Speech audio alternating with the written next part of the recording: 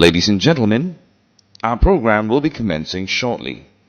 We invite you now to take your seats in the ballroom and switch your communication devices to the silent mode. Thank you.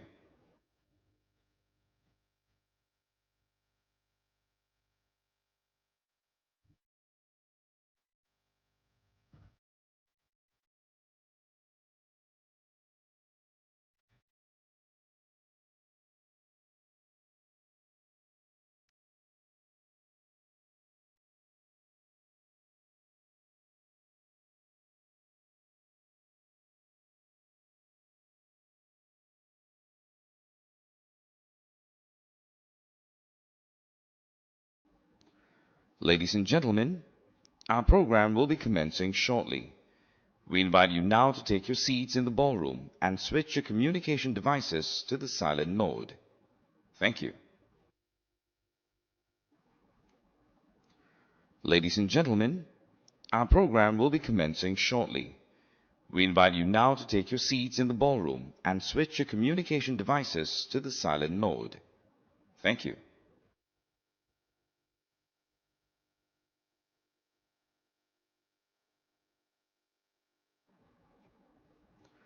Ladies and gentlemen, our program will be commencing shortly. We invite you now to take your seats in the ballroom and switch your communication devices to the silent mode. Thank you.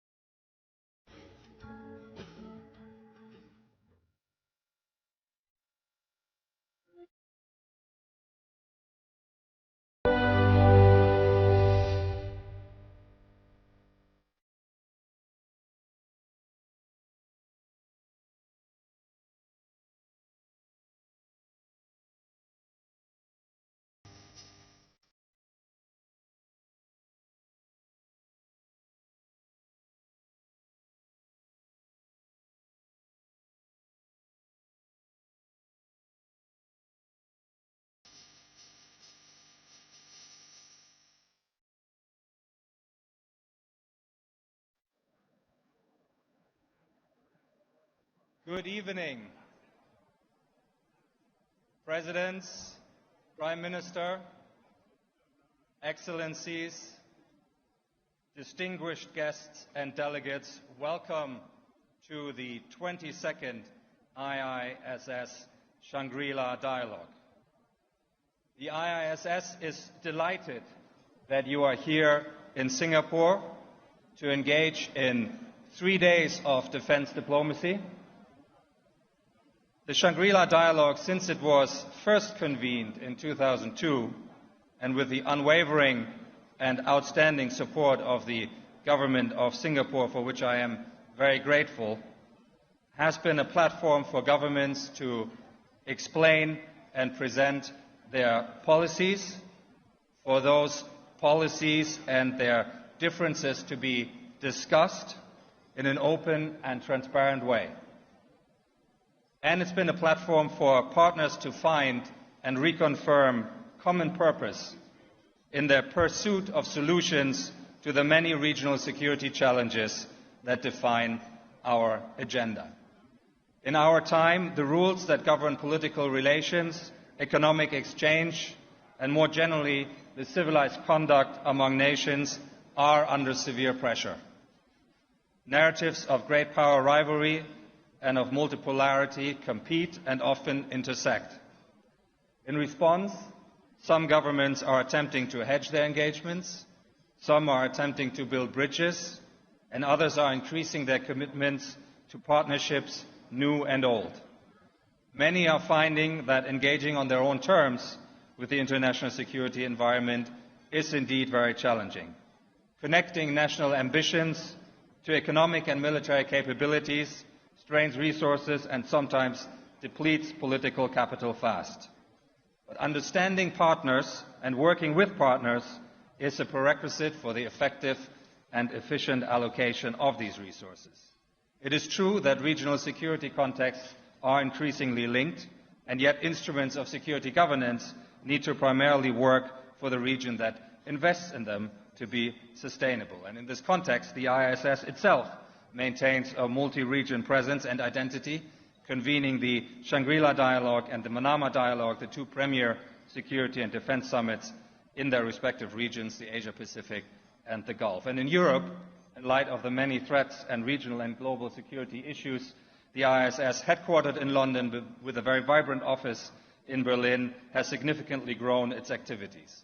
We now convene a defense summit in Prague, which is focused on military capability and defense industrial questions, and the Global Security and Innovation Summit in Hamburg. Both contribute to the conversation in Europe on how to generate capabilities and capacity so that Europe can take responsibility for its own security. And I'm delighted that one of the people helping us do this is IISS trustee and former French Minister of the Armed Forces, Florence Parly. Florence, in her remarks as Minister at the Shangri-La Dialogue, as actually it was the case with her successor, Sébastien Lecornu, always referred and referenced France's vital Indo-Pacific dimension and presence. So it is splendid and an honor that we have here with us today Emmanuel Macron, President of the French Republic, to deliver the keynote address at this opening dinner. The President, in the last few days, has completed successful visits to Indonesia and Vietnam, which have further strengthened the economic and military ties with those nations. And you will recall that under the President's leadership, France has developed and brought to life its Indo-Pacific strategy. You all know that President Macron cares deeply and thinks deeply about questions of international order and international security. And he is the first head of state of a P5 nation to address the IISS Shangri-La Dialogue, and we're delighted to have him here. Mr. President, the floor and this podium is yours.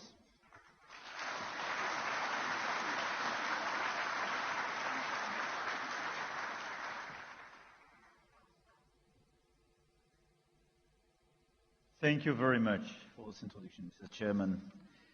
Presidents, Prime Ministers, Mr. Prime Minister, dear Lawrence, Ministers, Members of Parliament, Ambassadors, Generals, ladies and gentlemen, I want first to thank Prime Minister of Singapore for his hospitality and his commitment to the strategic partnership with France. And thank you for offering me this opportunity, and thank you to ISS for the opportunity to address this very important forum for security in Asia and beyond. And I have to say, I received the invitation for your predecessor, Lawrence, in 2018. And I have to confess this evening that I'm not sure I was so right to procrastinate. Because for sure, it would have been easier to come in 2019 and deliver a speech on all these topics. Nevertheless, I'm here in front of you, and I will try to share some convictions. And first, let me tell you why I'm so committed to this region, and why France has something to tell. First, and it's most of the time forgotten, because France is an Indo-Pacific player. We have overseas territories in the region, from Réunion Island, Maya, to Wallis et Futuna, New Caledonia, French Polynesia, and other territories. So more than 1 million inhabitants, French inhabitants, live in this region. We have more than 8,000 soldiers permanently deployed in our bases. We established permanent bases in the region with some partners. And we deployed a lot of common exercises we strengthened during the past few years with a lot of countries. And even recently here with our aircraft carrier. And at the same time, obviously, we are a European country. And I will revert in my remarks several times about this new special relationship we have to consider between Europe and Indo-Pacific, and European Union and ASEAN. Clearly, we are living in a time of multiple crises, and it has to create new incentives to cooperate and perhaps try to invent new forms of cooperation as well. I would like first to try to explain a very important concept to me, starting this discussion, which is the fact that we have to be very careful on double standards for our action. Second, I will try to revert on the common interest in strategic autonomy we have between Europe and Asia, and I will try to share some key pillars of this new partnership between Europe and Asia. But first, allow me to start with the importance of not to accept, I would say, the double standard in the current environment. Indeed, we live in this world of multi-crisis, and the big risk is just to look at the crisis at our border and to forget our principles and to forget the fact that all these crises and these wars are interconnected. And I say that in a country, I have to say, and I want to commend you, Lawrence, and your predecessor, where, for instance, the Ukrainian war was never perceived as a European war. But from the very beginning, you took your responsibility and you were very vocal. But let's be clear, we have several risks of double standards in our current environment. Double standards in Ukraine. For a lot of countries, in Latin, Africa, Asia, here. I hear the narrative, and most of the time what is shared is a sort of equidistance between Ukraine and Russia, and the fact that this is a European conflict, and that we are clearly spending too much energy, too much time, and creating too much pain for the rest of the world with what's happening in Ukraine. Allow me to say this is a total mistake. Because if we consider that Russia could be allowed to take a part of the territory of Ukraine without any restriction, without any constraint, without any reaction of the global order, how would you phrase what could happen in Taiwan? What will you do the day something happens in Philippines? There is no several global order by definition. if we stick to our principles. This is true in Europe and this is true elsewhere. So what is at stake in Ukraine is our common credibility to be sure that we are still able to preserve territorial integrity and sovereignty of people. No double standard. At the same time, I hear the voice in this region, as well in Africa, in Latin, the Gulf, about the double standard in Gaza, where a lot of things that the Americans and the Europeans are in fact giving a free pass to Israel. And this is a big risk. This is why we did condemn the terrorist attack from the Hamas. We work very hard with some key partners, and I want to thank them here, to release the hostages. This is the very last one. We do support all the initiatives taken for a ceasefire, and I do thank the efforts made by the United States of America, Egypt, Jordan, Qatar in that direction. But we do believe that we need a ceasefire. The emergency is for a humanitarian answer. And we do have to work very hard for recognition of a Palestinian state and a mutual recognition in order to create a strong architecture of security in the region. And I can revert, if you want, into Q&A on this aspect. But this is the only way not to leave the floor to those saying, you live with double standards. If we abandon Gaza, if we consider there is a free pass for Israel, even if we do condemn the terrorist attacks, we kill our own credibility in the rest of the world.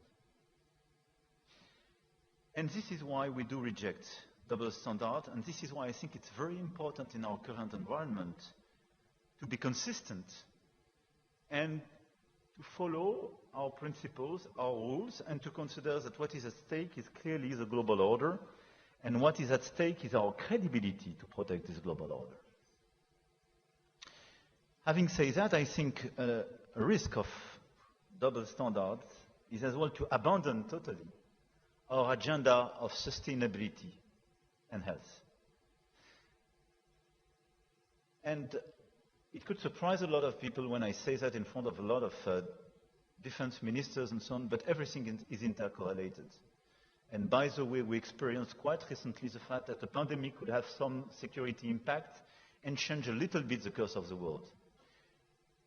But this is a double standard. If we, as rich country, we stop investing in sustainability, meaning climate and biodiversity and health, because this is a new nexus, because it could create new crises and new security crises, and because this is a killer for our credibility vis-à-vis the South. This is the best way to open the door for a big divide of this world. So this is why, having said that, I do consider that rejecting double standards in all these affairs do not imply balancing everything, but very clearly requires us to be very consistent in this approach. And I insist on that because I do believe that the main risk today is a risk of division of the world, and a division between the two superpowers. And the instruction given to all the others, you have to choose your side. If we do so, we will kill the global order, and we will destroy, methodically, all the institutions we created after the Second World War in order to preserve peace and to have cooperation on health, on climate, on human rights, and so on. But we need them, probably much more than before. This is why I believe our key challenge is how to preserve peace and stability and prosperity in this current environment. And in a moment when the competition between China and the United States for global leadership could create constraints and a side effect for each of us, without us willing or even able to imagine handing our interests over to one or the other, how to react. And I will be clear. France is a friend and an ally of the United States, and is a friend, and we do cooperate, even if sometimes we disagree and compete with China.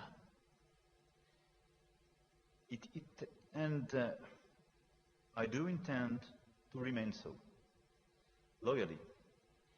with a demanding approach of our own interests. But France is no less attached to what is essential for herself: strategic autonomy, freedom of sovereignty. And we do defend this approach for Europe and for Indo-Pacific, which means we want to cooperate, but we don't want to depend. We want to cooperate, but we don't want to be instructed on a daily basis what is allowed, what is not allowed, and how our life will change because of the decision of a single person. And the commitment by France is part of a long-term commitment. It's a singular voice, faithful to a certain idea of peoples and their independence, which General de Gaulle set out in 1966 in his speech in Phnom Penh. And this idea remains the compass of France, and we intend to continue being a force for peace and equilibrium. Having said that, I do believe that Europe and Asia, and this is my second point, have a common interest in this very moment, and a common interest to follow this line of strategic autonomy. First, because we live the same challenges. We have a challenge of revisionist countries that want to impose, under the name of spheres of influence, in reality, spheres of coercion. Countries that want to control areas from the fringe of Europe to the archipelagos in the South China Sea, at the exclusion of regional partners, oblivious to international law. Countries that want to appropriate resources, whether fishing or mineral, and crowd out others from their benefit. Countries that want to impose on free countries their foreign policy choices or prejudice their alliances. No way for these spheres of coercion. Second, we have the challenge of terror and enduring mutual grievances that remains all too present, and we saw it very recently again in the region. And it is compounded by the alarming propensity of countries to resort to force, including between heavily armed states, as we saw it as well very recently. Third, we live in a time of a potential erosion of long-time alliances, whose credibility and clout is under threat. Alliances, by the element of balance they brought, had been essential to maintain stability in Europe and Asia. And the sense that their promise might not be ironclad is ushering in a new instability. We see it every day. And the credibility of the alliances, which is to be confirmed, is a very important point for stability. Fourth, we have now a big risk of nuclear proliferation. This is why the situation in Iran is so critical, and this is why we do consider that the work which is being done by the United States of America in Iran is so critical. And this is why, especially the E3, wants to be a reliable and consistent partner in order to avoid any type of nuclear proliferation in Iran. Because it would trigger all sorts of justification to proliferate elsewhere with a domino effect. But let's be clear, the situation is very challenging as well in Europe. When Ukraine, the country that renounced nuclear weapons in 1991, is the one that Russia is repeatedly invading, how could there not be a second thought?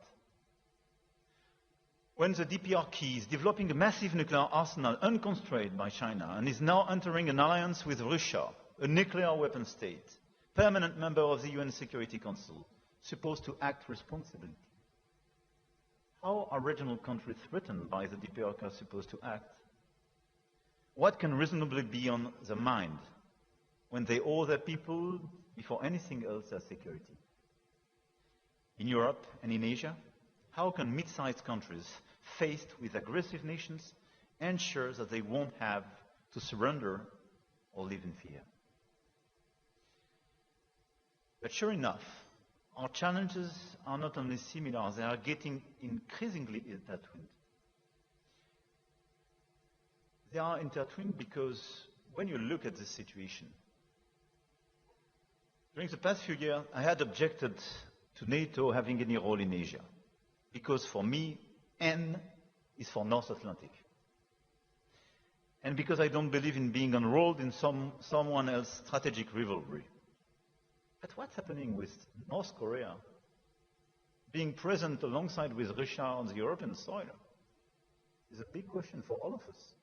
And this is why, if China doesn't want NATO being involved in Southeast Asia or in Asia, they should prevent clearly DPRK to be engaged on the European soil. All this is happening also at a moment when nations like France and Asian countries are facing issues of scale raised by the development of technology, and I clearly make the linkage between these two issues. Our challenges are intertwined because we do face the same reality. Whether we are talking about AI or space, scale is of the essence. And in these two critical dual-use technologies, the first to reach scale will be much more competitive and will drive out the others. And we can't lose the race. And this is why, by the way, we want to team up with Singapore on all these issues, and we have a very strong partnership. But this is how we are clearly linked together in these common challenges. Another race we cannot afford to lose is that of hybrid warfare. With cyber and disinformation, there is a clear attempt to undermine our democracies, our social cohesion, sometimes even our territorial integrity, and all this is done with underlying geopolitical aims. And clearly, this is the same here and in Europe. More generally, as we do ourselves for future confrontations, we have to make sure that we arm ourselves with the tools of tomorrow's, not yesterday's war. And let's be clear, both ASEAN and Europe are impacted by the unpredictability of the new tariff approach and the end of a rule-based order for our trade. And this is something which will impact our prosperity, our capacity to finance our defense efforts, and something which will request much more cohesion. All these challenges I've just mentioned are the perfect illustration of the fact that we are living in a time where what we have to do is to face these challenges and to take into consideration that both the Europeans and the Asians are much more intertwined than we thought. But the question now is how to act concretely in order to deliver the strategic autonomy agenda. This is a challenge for Europe, this is a challenge for your region, and this is a common challenge. Because this is the only way to preserve freedom, prosperity, and security. Let me start by Europe first. We cannot overestimate the depth of the mental revolution brought about by Russia's aggression and the concerns about alliances. But let's be clear, I've advocated for years more independence, more sovereignty, more strategic autonomy for all Europe. Let's be clear, there was a doubt during a few years. But in March 2022, the European Union decided very clearly a strategic autonomy agenda. And we decided on defense and security, on technology, on industry, on energy, on all the different fields to reduce our dependencies and de-risk our model. It is absolutely critical in the current environment. And during the past few months, based to the work we colled with the British Prime Minister, the coalitions of the willings, and the strong coordination with some leaders, with Chancellor of Germany, Prime Minister of Poland, but a whole bunch of countries of the European Union and a lot of allies, we built this coalition of the willings regarding the Russian war in Ukraine. And the message was very clear. We will work together to the very end to provide security guarantees to the Ukrainians, to build a robust peace in this region of the world, and to reinvest on our own defense and security, because Russia will remain an existential threat for us. This is the second wake-up call after 2022. And what we will do, what we are doing, is to increase till 3.5% GDP our defense expenditure. Probably we will go further and faster. But this is the willingness of the Europeans to build their independence in terms of defense and security, which is consistent with the request and the fair request of the United States of America, which is to say, you should take more of the burden for your own security. We cannot afford anymore with all the expenditures for your security. A third of the expenses on the eastern flank of NATO is taken by the US. We need the Europeans to do much more for themselves. But at the same time, we need the Europeans to be much more independent for themselves, meaning building their own capacities and capabilities, developing their own industries, and working by choice with the US, with partners here in the region, but not depending on anybody, especially for our own security. This is our agenda. This is the agenda of strategic autonomy.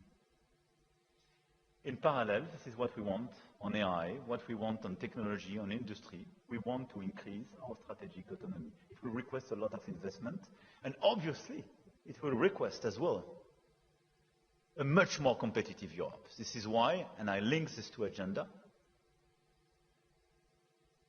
it's an emergency to accelerate the competitiveness agenda of the European Union, because this is the only way to make the security agenda and the autonomic strategy agenda credible. Meaning we have to deepen the single market, we have to streamline our regulation, and sometimes to kill some of these regulations to be much more attractive, and we have to accelerate our capacity to build new single markets, especially in finance with capital market union, especially to fund what I'm saying with private money, to be much more efficient on energy and telco. Second, we want to build new partnerships. And it's part of the strategic autonomy. And based on the assessment that between ASEAN and Europe, we have these common challenges and these common threats. We want to work more actively on a common agenda. France presented in 2018 an Indo-Pacific strategy based on our capacity to propose a third way, which is to say, a lot of you are afraid and concerned by the respect of the liberty of sovereignty. Liberty of navigation, respect of your sovereignty, and so on. For good reasons. We do share this view. But you don't want to be confrontational with China. We do share the same approach. And the third way we do share with a lot of countries present in this room is the basis of our Indo-Pacific strategy, which is how to preserve an open environment, rule-based order in the region. And we want to be a reliable partner for that. This is the core of the bilateral commitment we have with Singapore, but with a lot of countries of the region, and exactly what we did during the past few years. Common exercises, common capacities, more common programs, etc., etc. De-risking, no confrontation, but clearly strategic autonomy in the Pacific strategy. And we are working on a new strategic review, and a new Indo-Pac strategy will be issued in the weeks to come. And in parallel, we raised at the European scale this approach, because we issued now 4 years ago a European Union's Indo-Pacific strategy, which follows exactly the same line, and which is the best illustration of our common commitment. And very clearly, we want to go further, particularly with India, the Asian countries, and the members as well of the Trans-Pacific Partnership. And for me, this new approach is very important, and we discussed yesterday with the Prime Minister and with a lot of countries here. If we team up, we represent a third of global growth, even more in terms of trade. We have a lot of credible players. Some of them have deterrence capacities. Let's work together on this agenda of strategic autonomy. Let's work in an open way, in a genuine way. Let's engage with everybody which is available. But let's work very closely on defense, security, and all the building block of our value chains to be sure that we de-risk our model. Let's work to have as well trade cooperations, new trade agreements. Because if between EU And the Trans-Pacific countries, we have such an agreement. It's extremely powerful for the rest of the planet. Third, having spoken about Europe, about the alliance between Europe and this region, what to do together? New coalitions, new agreements, and how to reset a new rule-based order. 70 years ago, the Bandung Conference was for many the opportunity to express their rejection of the logic of blocks and to express their desire to find their own way. The time for non-alignment has undoubtedly passed, but the time for coalitions of action has come and requires that countries capable of acting together give themselves every means to do so. We must show consistency where others practice a double game. And this is exactly my call tonight at the Shangri-La Dialogue. Let's build new coalition for open trade, open dialogue to de-risk our models, stable environment, and new coalitions to stabilize open and rule-based order. The rules must remain the inviolability of borders, respect for sovereignty, refusal to use force as a means of domination, and we must cultivate a spirit of independence and a desire for cooperation. And saying that, I have the feeling almost to quote the DNA and to describe the DNA of Singapore. But this is exactly what we need. With, in fact, the offer to both the US and China to join such an approach. But we cannot just remain seated and say, okay, there is no more WTO. What do we do with tariffs? Okay, we are not so sure that we have the full-fledged guarantee in the existing alliance. What do we do? We want to act. We want to preserve our stability, our peace, and our prosperity. So let's work together. Let's build a positive new alliance between Europe and Asia based on our common norms, on our common principles. Our shared responsibility is to ensure with others that our countries are not collateral victims of the imbalances linked to the choices made by the superpowers. Our response must be to relaunch our efforts to develop sustainable trade, respectful of common social and environmental standards, and step by step, the European Union is building this network of new generation agreements, and this is what we want to do with ASEAN countries and CPTPP. I do believe indeed that based on such an approach, we can deliver very credible and concrete results. And I really believe that based on such an approach, we can convince the others to join us, given our magnitude and our credibility. This is, for me, the content of the strategic autonomy we have to deploy now in Europe, and we have to cooperate on this basis with your region. I will just conclude now with a plea, a call for action for Europe and Asia to work together on a coalition of independence, a coalition of countries that won't be enrolled but won't be bullied, a coalition of countries that object to the double standard, a coalition of countries that will pool their strengths to ride the race of technology, uphold norms, and protect their sovereignty, a coalition of countries that will navigate the rough seas of trade and protect the global commons of nature and climate, and finally, a coalition of countries determined not to yield to the whims of the greed of others, but to chart a peaceful way, to bring balance in trouble, and to affirm that negative passions can be opposed and indeed superseded by universal values. This is our common DNA, and this is exactly, I do believe, why Singapore does exist, why your region have so many countries being independent today, and why both France and the European Union are here today. Thank you for your attention.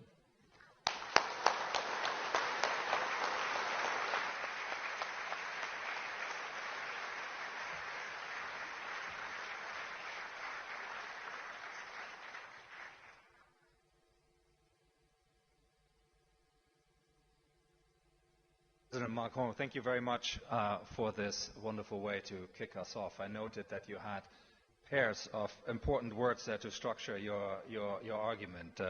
Credibility and consistency that we need to aim for, coercion and conflict that we need to avoid, coalitions and strategic autonomy as means to take on responsibility for our own security and avoid being dependent on others. That's a very rich menu, and you have very kindly agreed to take a couple of questions from the audience, and we will do that. And I see first hands already going up. We will take a few questions that the President will answer, and then eventually we will conclude and move to the dinner part. I think, is Evan Laxmana, if I can get a microphone. Yeah, from ISS Asia. There you go, Evan. Thank you, Mr. President, for the speech. My name is Evan Laxmana from the DWS. I believe that one of the premises of France's Indo-Pacific strategy is that the Euro-Atlantic and the Indo-Pacific is a single theater. And if that single theater is a two-way street, how do you see France playing a leading role and picking up from what you said earlier regarding multiple crises? Right now, in the Indo-Pacific, there is a proliferation of security crises, ongoing challenges from India, Pakistan, Thailand, Cambodia, Myanmar to the South China Sea. How does France also hope to help ASEAN build a more robust regional security response to these particular crises? After all, their ability to address these current security crises is perhaps their preconditions to achieve strategic autonomy. Thank you. You want to collect a few? Yeah. Shall we take two or three, and then you take them in a group? Yes. Okay. So I think Frank Gardner. I think I see. Can we get a microphone to Frank, please? Yeah. There we go. Frank. Merci, Monsieur le Président. Frank Gardner from BBC, security correspondent. Do you see a military role for Europe in this region when it's got a full-scale war going on its own continent? I mean, Britain is sending an aircraft carrier here when it can't really afford to meet its own defense obligations in Britain. Thank you very much. And if I can get a microphone here to the front.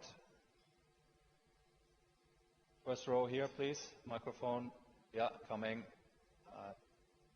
Chung-Min Lee from Korea. And then maybe we'll take those three. Yeah. Thank you, Mr. President. I have two quick questions, one nuclear on Europe. You have emphasized strategic autonomy throughout your presidency. If European NATO members ask you for nuclear protection, is France willing to provide your force de frappe to your European NATO allies?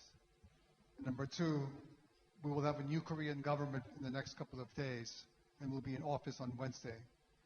Whoever wins the election, if the new Korean government asks your government for assistance and cooperation on building a South Korean nuclear-powered submarine, will France say oui or no?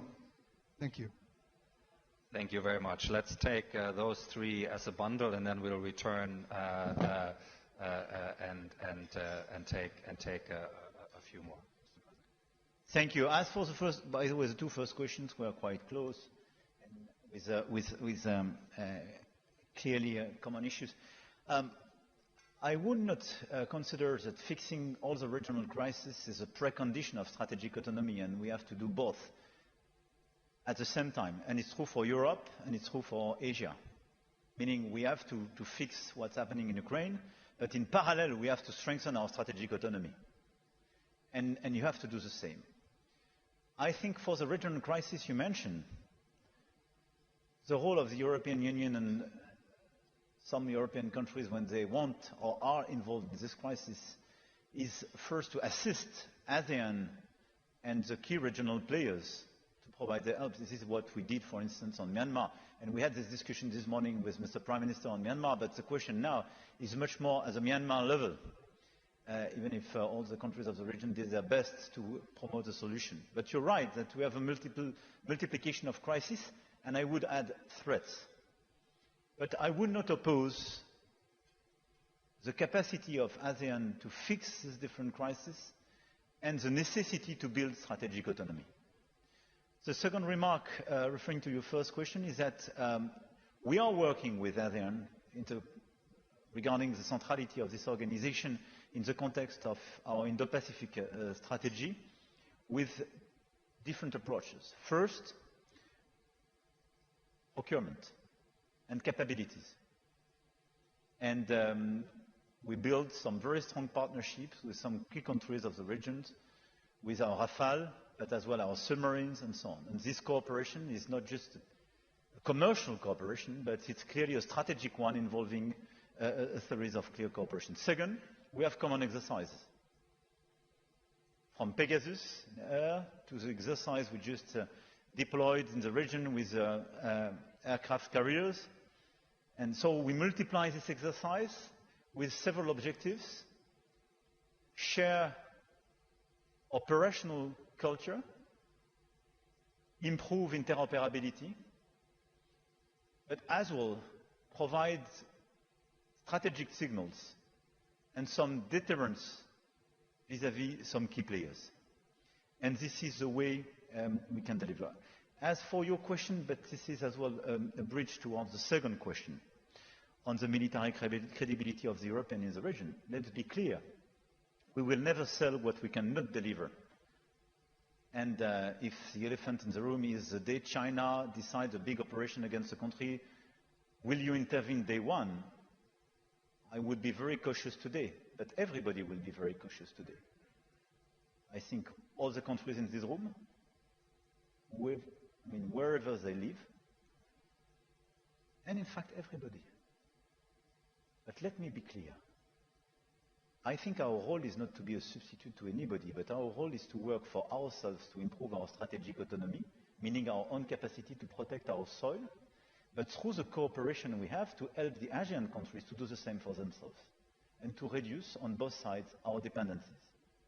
And we have to do it in a time where there is an increase of the threats and the strategic risks, which means this is a very important step. I don't underestimate it. But as for the credibility of the Europeans, and perhaps more broadly, I would be very honest with you. If both the United States of America and the Europeans are unable to fix on the short run the Ukrainian situation, I think the credibility of both the US and the Europeans to pretend to fix any crisis in these regions will be very low. Let's be honest. Because till now, all of us said what happened in Ukraine is a clear violation of international law. What happened in Ukraine is unacceptable. Everything we describe for all the regional threats, not to mention them linked to China. And we are ready to help, to finance, to provide capabilities, but we are till now ready to sacrifice till the very last Ukrainian soldiers. Full stop. So I think our credibility is at stake in this point, and this is why everything is intercorrelated. As for, and thank you for the very too accurate question. For the first one, I will obviously not provide such an answer. But I will tell you why. Because the credibility of the nuclear deterrence is based on the ambiguity. And I know it's very hard to understand sometimes, but it's very important to stick to this principle.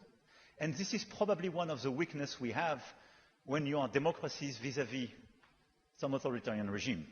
And this is probably a mistake we made at the very beginning of the conflict in Ukraine when we disclosed too many constraints vis-à-vis the opponents. And this is why, more than 1 year ago, in February 2024, in Paris, I request for restoring strategic ambiguity and stop excluding so many options from the European side.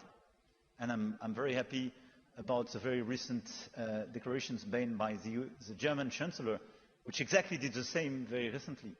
We need strategic ambiguity. The day you give, by the way, all the roadmap to your enemy, you reduce the efficiency of your deterrence capacity. But what I can say is that from the very beginning of the nuclear capacities in France, we integrated a European dimension. And we remain quite large and vague for good reasons. But in parallel, we are working hard and we will launch a new phase, a new era, and I will revert in the months to come on that, in order to have, perhaps with some European countries, a different approach. As for South Korea, I think this is a very fair question, and this question is very legitimate. If I were South Korean, it would be my first question. Which is, in fact, if, guys, you fail to contain the capacity of North Korea to get nuclear weapon, am I sure that I'm still safe? And am I sure the day I will be attacked, you will not fail to protect me? I think we should reopen the North Korean topic first. I think the big risk of the current environment is to open a new proliferation area. And this is why, for me, Iran is so critical. Because the day, de facto, we accept that, it will trigger a series of legitimate requests of a lot of other countries to get nuclear weapons. So this is why the US agenda on North Korea is so important. And because I will be clear, the Europeans don't have the capacity to be the one to negotiate and trigger such a negotiation. This is clearly the United States of America. And President Trump, during his first mandate, started to resume some discussions. And this is part of the strategic discussion we have to frame with the United States, because it's a fair approach to say we want to deliver less for the Europeans, and the Europeans have to take much more of their burden because we want to focus on some other issues. But my fair answer would be, I would prefer us collectively to contain much more the capacities and give you visibility on the North Korean capacities and helping you to get access to new ones. Mr. President, thank you very much. I'm going to disappoint a few people now who have thought the floor, but time has marched on. And possibly I'm going to disappoint the President as well, because I know he is ready to answer more questions. But we'll draw this to a conclusion here. And let me invite everybody again to once more thank President Macron for this wonderful way of kicking off the Shangri-La dialogue. Thank you.